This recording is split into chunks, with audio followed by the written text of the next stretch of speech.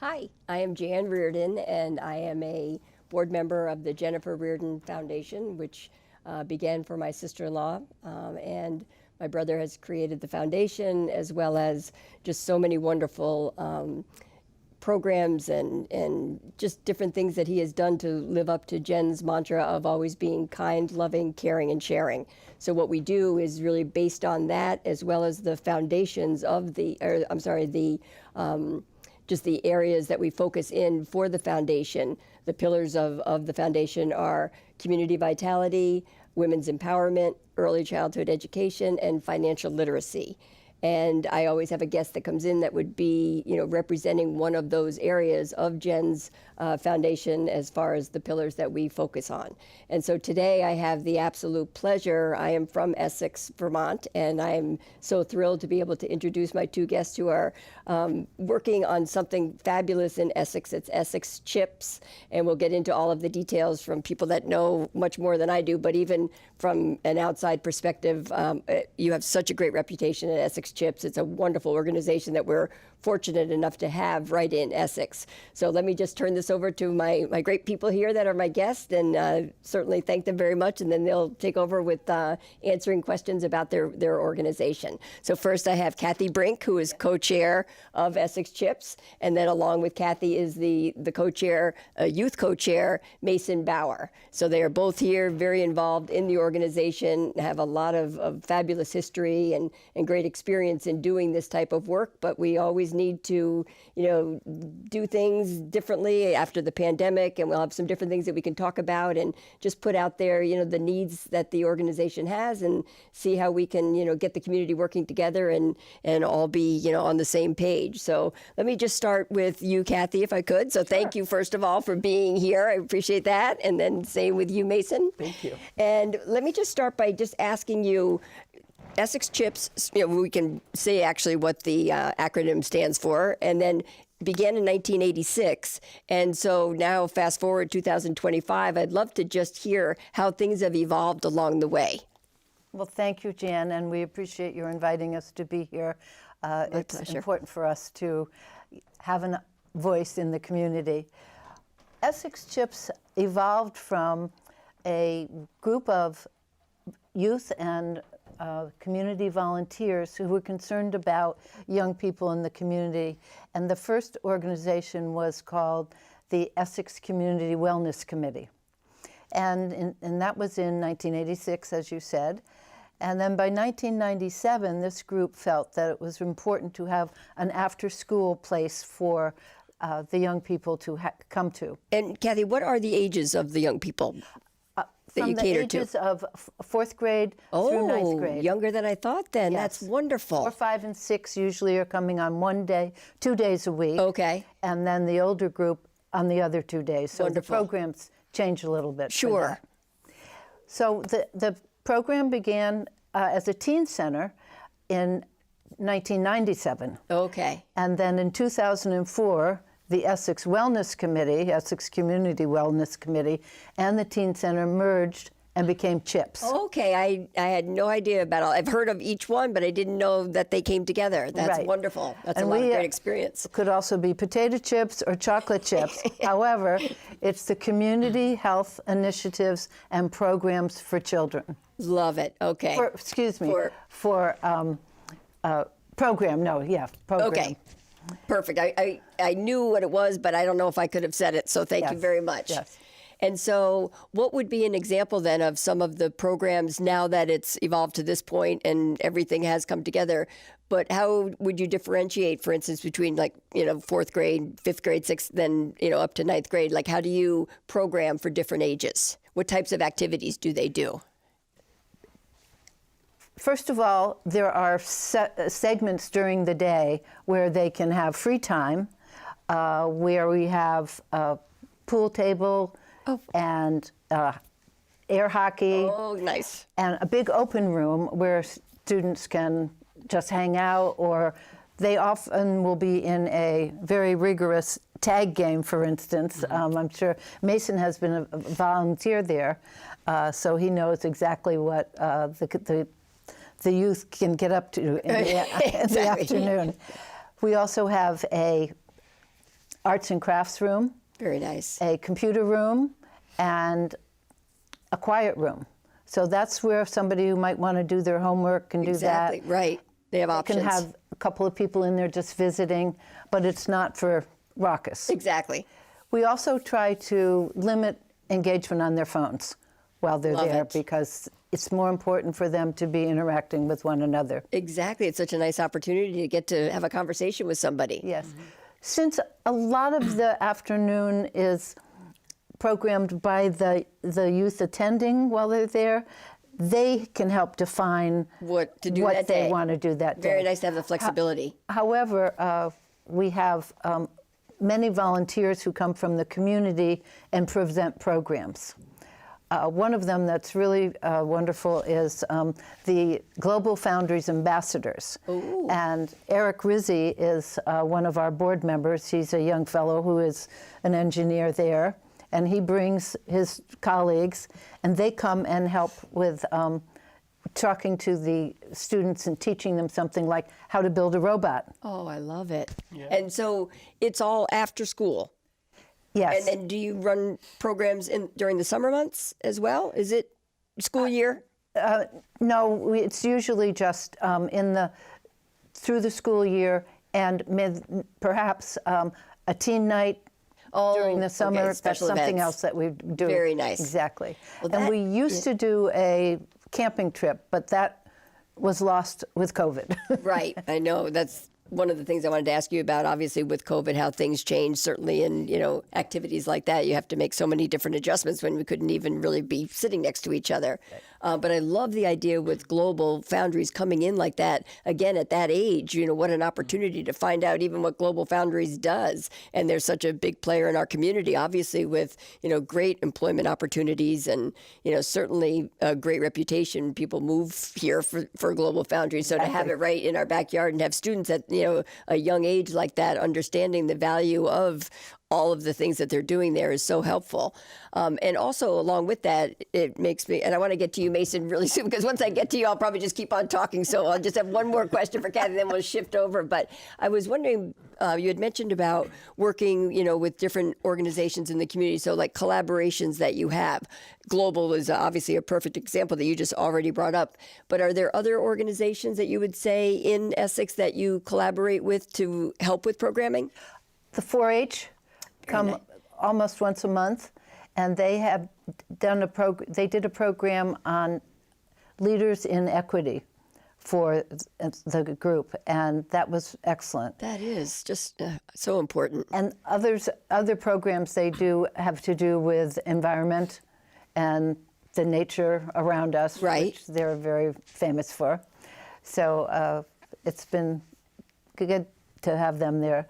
Another one of our guests was Miss Vermont 2022. Oh, very nice. And she was particularly interested in mental health. She actually wrote a book called How We Feel, and she talked to them about that. Her name is Alexina. Yeah, I think I have met her before, and I wasn't aware of that this book was out. So that's good to know.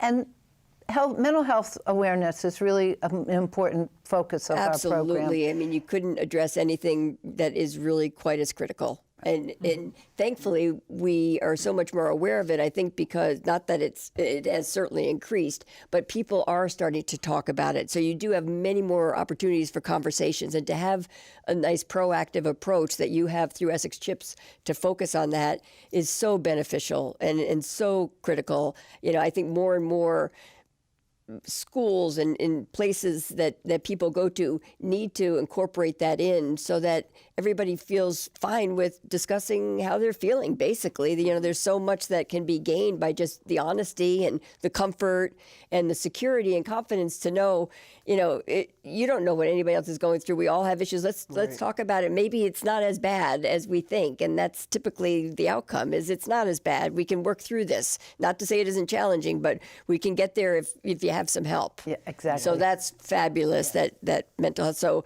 she came in, and is that what you also do? Is guest speakers do come in? Yes. We also had an interesting program where we had a book club for parents about raising adolescents. Oh, how And so that was in the evening, and we would have brilliant. someone to babysit if needed, and we provided dinner. It was a small group, but they found it very comforting to be able to have Again, an the opportunity support. to talk with other parents. Yes, that's a brilliant idea. Yes. That concept is so needed. That was because it's a created whole new by world for many people. Yes, it was created by Christina, our executive director. Wonderful. Yes. I love that. Okay, I'm shifting over here, Mason. So thank you so much for being course, here. thank you. Yes, welcome. And I am just so thankful that you're here and so respectful of what you do. I know people in the community speak so highly of Essex Chips, and I've heard your name. I didn't realize that you were the co-chair, but I know that you've been volunteering. Yes. And I think it may have been Ray Coffey or somebody from way back when that I ran into, and he had mentioned your name somehow. So, and he was involved more like when it was the teen center, in different phases of it. But now as Essex Chips, what would an average day look like as far as the numbers? Like how many people do you see in the course of a day or course of a week? At Essex Chips, we serve about 140 kids a week. When we had the space at 2 Lincoln, it was about 35 kids a day. We would have them come in right after school. They'd walk right from school right into the program. They'd sit down, get a snack. Then they would break up, do their own thing. We'd come back together and meet as a group and talk about what we have to do. If we have a guest speaker, we'd introduce the guest speaker. And then we break back up, do crafts. We would have like a main craft each day. Love it. How many volunteers typically would be there on a daily basis? We would have about 3 or 4, I think, per day. Good, so that's a nice ratio. Yeah, including like UVM interns. Oh, fabulous. And then L was the Program coordinator. Program coordinator. Very nice. And then probably two more, usually from high school, that would volunteer each week. Very nice. And what are the hours? So right after school, which is great, they can walk right over. And then what time does the program end each day? I believe it was 6 p.m. we would end. That's a nice block of time. I mean, Yeah. some that are 5, it doesn't really help some parents out that much. 6 o'clock is great. Yeah, and it's not always like a firm cutoff at 6. Depends what's Sometimes happening. parents would be like a few minutes late, so we'd let them like chill out for a little bit, hang out until their parents got there, so we wouldn't send them off. I We wait for cannot their believe parents you to come. are a junior in high school and you have, I don't know, just such nice poise and wisdom. Thank you. Yes, it's been, I'm sure, so rewarding as far as being a volunteer when you can really see the impact that you're having and just knowing, these things that you can fold in like mental illness that wouldn't have been in the program 10 years ago. Yeah. Not to anybody's fault, but it just, didn't surface. definitely And grown. COVID certainly, enhanced the the need to be able to discuss mental illness, but thankfully that's one good thing I think that came out of it is we can address that and do better for one another. Yeah. I'd like to ask Mason to talk about what you do at Halloween. Oh, During Halloween, we brought in some pumpkins from the place I work at, Paul Mazza's in Essex on River Road. We brought in small little pumpkins for all the youth to paint. awesome. They must just have loved it. To get Right. them in the Halloween spirit, Right. and I believe they all It's probably loved something it. that they had never done before too, Yeah. as far as painting and everything. That's wonderful. Yeah, it was great. Yeah. And he mentioned the healthy snacks, and that's the first thing when they come in. And we thank Hannaford for providing Thank you for those to mentioning us. that. That's great. And they Very good. provide those. Yes. And then they can all start off, because once you have a good snack, you're just like, Oh, it makes such let's a difference. do stuff, and then And plus, I'm sure they just can't wait to get there. Yeah, For all sorts yeah. of reasons, like during the school day, I'm sure they're, doing other things and hopefully focused on what they're doing. But to know like that they get to come over after school, I think just changes the way you feel for Yeah. the day. Even though it's great then, it's like something else when it's leading up to it. And, you just feel you have something to look forward to. yeah, exactly. Right. Yeah. So if you were to just think back of like one of your best days volunteering, what would that look like? Like what happened that made you feel really, good about what you're doing? Trying to think. Probably one of the volunteer when the STEM. When Eric came with his ambassadors, Yes. and they came, all the kids' seeing their faces when they all were doing the different STEM activities. They really enjoyed loved that. it. And I think we had like 50 kids there that day. Whoa, that's fabulous. Yeah, there's What an days that it's opportunity. way more Yep. than 35, which can be a lot for us, but also seeing them all just having a good time and connecting with kids. In big groups like that, because you don't Yeah. find that, obviously and they're not with all social from- devices, which you can mention that too, as far as not being allowed, which I love that you don't have, people that are able to get on their phone or tablets and things Yeah. like that around, because those conversations and, especially in a larger group like that, just to feel comfortable and try to get that going in other places too, in your Yeah. own lifestyle. Yeah, it's especially like meeting new friends and being able to have a secure place where they can hang out and Yes. talk Be and safe. learn about each other, learn new Right. things is great to sure see is. to see what they do. Are there other communities that have a similar program, or is it still pretty unique to Essex? I know back originally there wasn't anybody else, but I would hope that other communities are doing similar programs in that sense, where it's just so good for Yeah. so many. I mean, obviously the need is there if there's 50 children, on certain days. So, and it accommodates family life so nicely for people. So, I don't know if there's. I'm not sure if if there's anybody else has a program similar. Well, there was one I know in Morrisville, but they were not able to keep it going. It was run by the health department, but they didn't have the funding. Oh, unfortunately. And I understand. Right. Absolutely. Well, that's a perfect segue because we've talked about that. So the need is there, obviously, for a couple of reasons. One, just day to day, given Yeah. all that you do. But in addition to that, as far as, if you, where you're located right now is coming to an end because of renovations at 2 Lincoln Street. So is that currently under renovation or it's going to be? It was. Oh, so where are you located right now then? We actually had to close the program in the end of March. We moved from 2 Lincoln to the library, Brownell Library, Right. This fall, Okay. So, which could only accommodate 15 students. yeah, so that's not going to. And we don't get quite that every day because we don't have the games and so Sure. much. But it's a steady group of folks who really rely on it. And we have heard that the 2 Lincoln will be available in the fall. Okay. We also talked with Summit School as they're making space available for Wonderful. community activities. So we're still in that discussion stage right now. Well, I'm so glad that came up because that's critical, and obviously it's such an important resource for everybody in Essex to have that Yes. available with their families. So I'm really glad that you mentioned that. So with 2 Lincoln, you'll go back, and is that space, is it donated to you and you get to use it, or do you do fundraising? Because I want to talk about ways that we need to generate money for your organization to Yes. be able to function. Right. Well, we have, they give us the rooms for free. Very nice.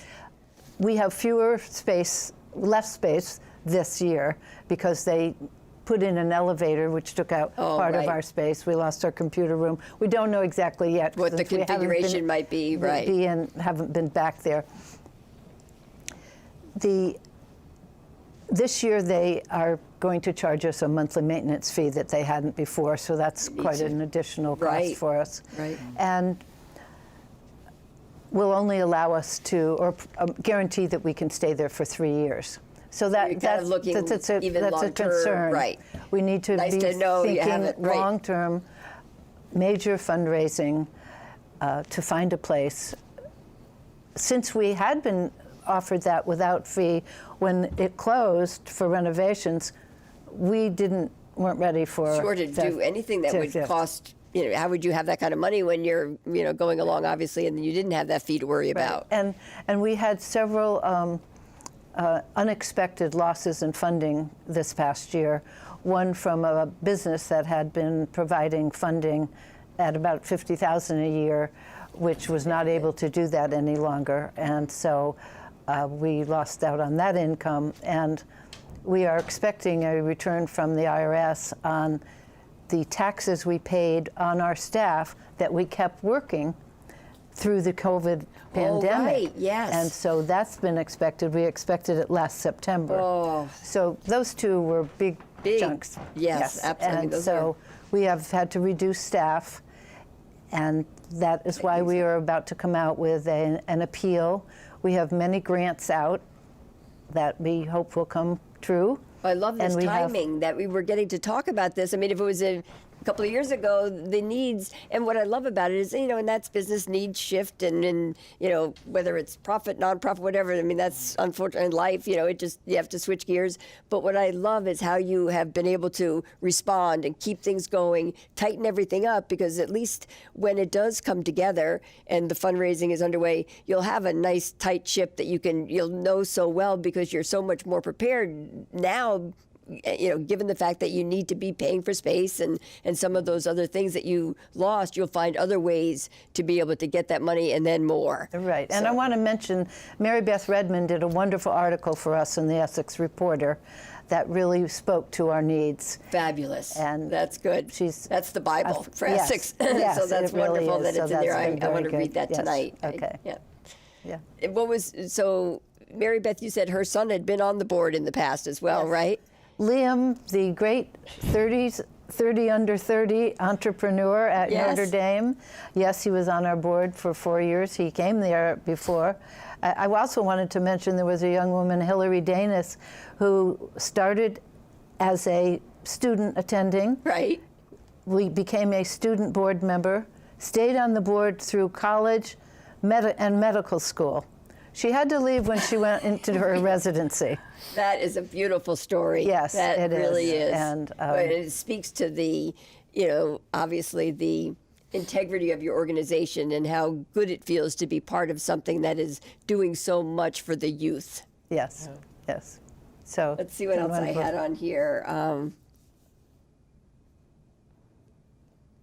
So are there other organizations, for instance, how you mentioned Global and, for one reason, Hannaford's perhaps for another, but are there other specific needs that you have, that there are organizations that you've talked to about coming in that just hasn't happened yet? Like, is that something that you're pursuing as far as the local businesses and trying to collaborate more and maybe have some sponsorships, for instance, of certain events like you do Hannaford's for the snacks, perfect things like that. So perhaps other things like the art supplies and things like that to hone in on those type of businesses. Are there people that have been approached for any other services at all? Well, both organizations and individuals, people will bring in food for a special occasion. Right. We have a woman who's done a lot of work providing us with extra resources for the programs. Wonderful. I wanted to mention that I have approached several organizations to allow us to have an event in their space. Fantastic. Without a fee. Right. So we're working on that.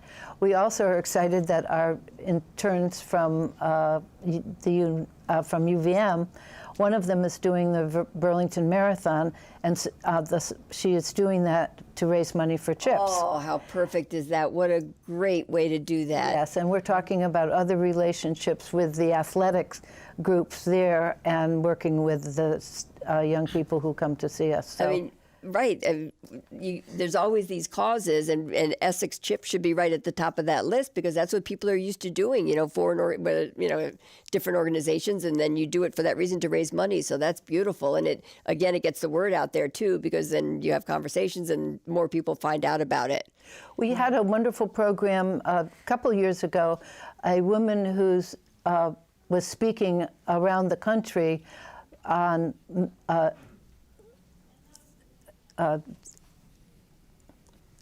addiction through the family. Oh, yes, so that the cycle. Generational Right, addiction. right. That's what I was thinking Yes. of.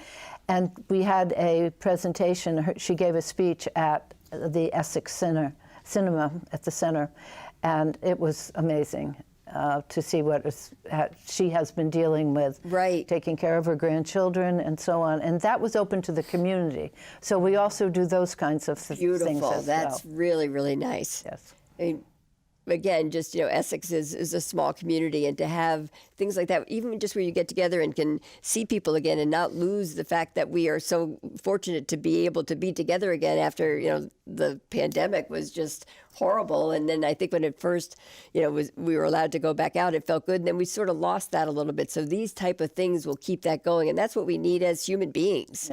Yes. And I love all the different ages and everything, and the important real life issues that are being dealt with in a really invasive way. It's there, and you can hear about it as much or as little as you want, but it gives you the opportunity to learn more about that.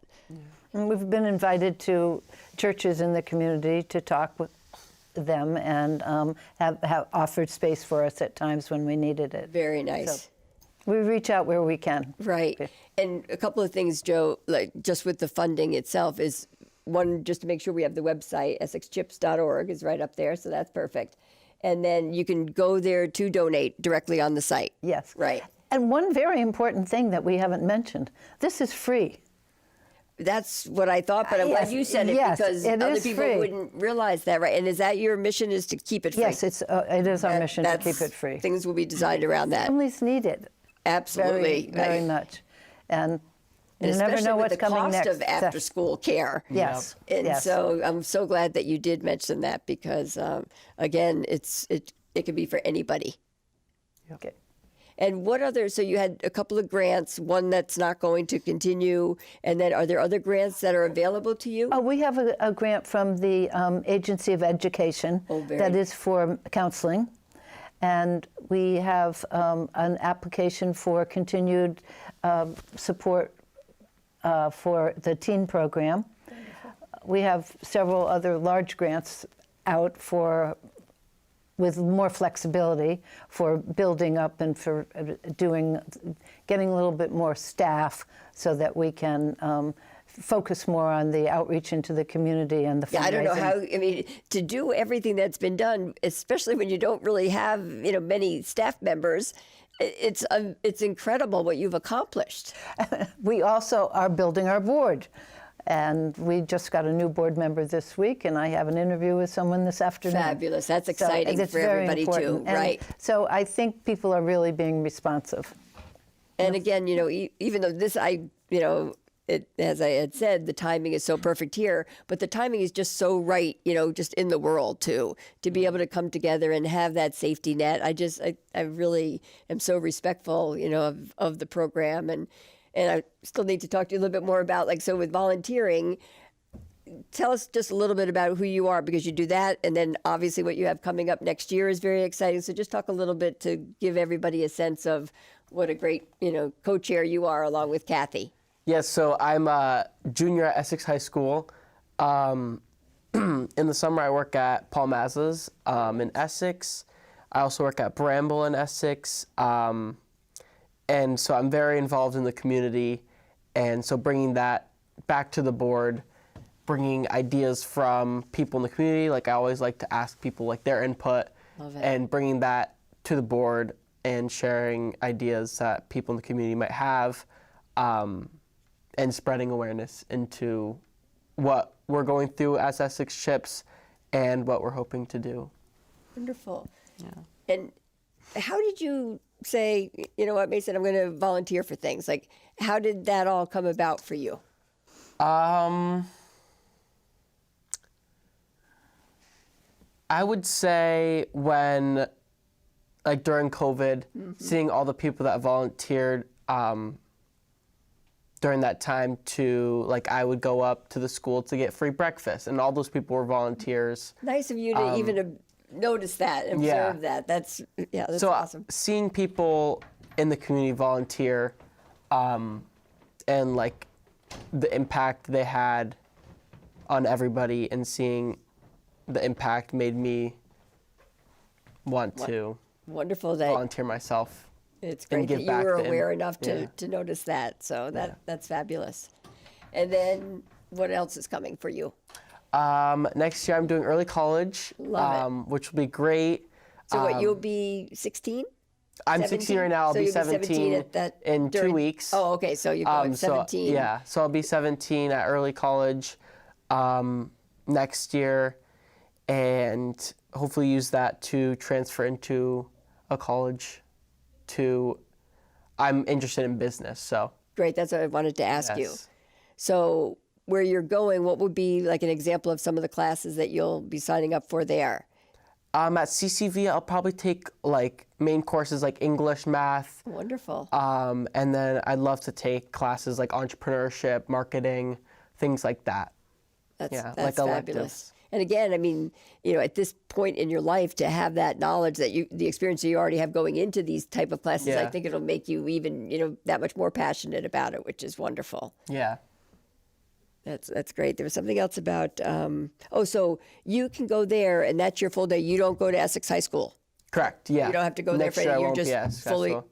That's fabulous. Do you know anybody else that's doing that? That any of your friends, or is it? Yeah, there's a few friends. There's about, I believe, a dozen of us going Wonderful. I next was year. really curious what the numbers were like. Yeah. Hopefully, I believe it's been growing. I think last year there was only 4 or 5. Good. But as more awareness comes to the great program they have, and once I go through it, I'd love to share that with juniors, rising Wonderful. juniors, Right. and share with them the opportunity that they do have That's for, fabulous. for next year. And I mean, it's life what comes altering. from it. Yeah. In many ways, financially, and then Yeah. also just to really be involved in what you're passionate about. Yeah. The sooner the better, as far as that goes. Exactly. Yeah. Good. Well, we are going to be wrapping it up here in a few seconds. So I wanted to just obviously thank both of you for being here, for the work that you do, and how fortunate we are to have people like you in our community.